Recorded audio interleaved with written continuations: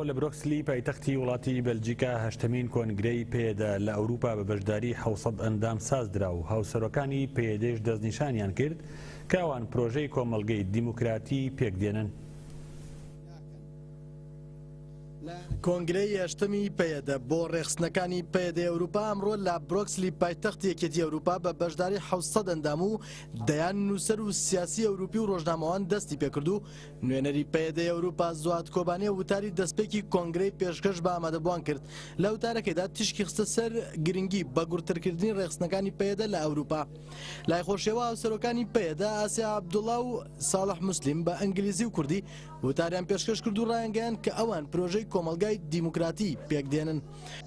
لەسەر ئەساسی خەتە لەناوە دیموکراتیک جبوونی پرۆژە سۆریا دیموکراتیک جبوونی دەستۆرە دیموکراتیک بەیەکێ پارتی حەیان هاتە گۆشینە مەدەمەشاندن جناو شۆدەژی ئەلێبێکە گۆشینێ دەوام بکرد. لەسەر ناوی تەفدەمیش هەڵدار خەلیل وتارێکی پێشکەش کرد و ڕاگەاند لە سووریا و ڕۆژاوای کوردستان دەسەڵاتدارەتی دیموکراتی و ئازاد دەخوازن. لە لایەکی ترەوە باوکی شەڕبانی بەریتانی یەپەگەت جیڤارە ڕۆژاوا بەشداری کۆنگرەکەی پێدە بوو لە وتارێکیدا ڕاگەاند کە ئەوان بە شەیدبوونی کوڕەکەیانەوە سەربەرزن.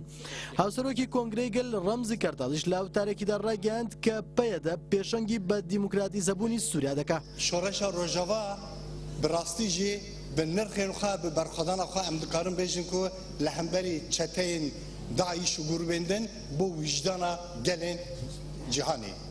لەسەر ناوی پارتی سۆسیالیستی سیریزای یۆنانیش ئەنتۆنیۆس مارکۆپۆلۆس وتارێکی پێشکەش کرد و تێیدا ڕاگەاند چارەسەری پرسەکانی ڕۆژهەڵاتی ناوین بە کورد دەکرێت. نوێنەری پارتەکانی سەوز و چەپ و ژینگەی وڵاتانی هەریەک لە سوید فەڕەنسا و ئەڵمانیش وتاریان پێشکەش کرد و پشتیوانیان بۆ شۆڕشی ڕۆژاوای کوردستان دووپات کردەوە. پاش پێشکەشکردنی وتارەکانیش دوو سینەفزیۆن دەربارەی شۆڕشی ڕۆژاوای کوردستان پێشکەش بە ئامادەبوون کران.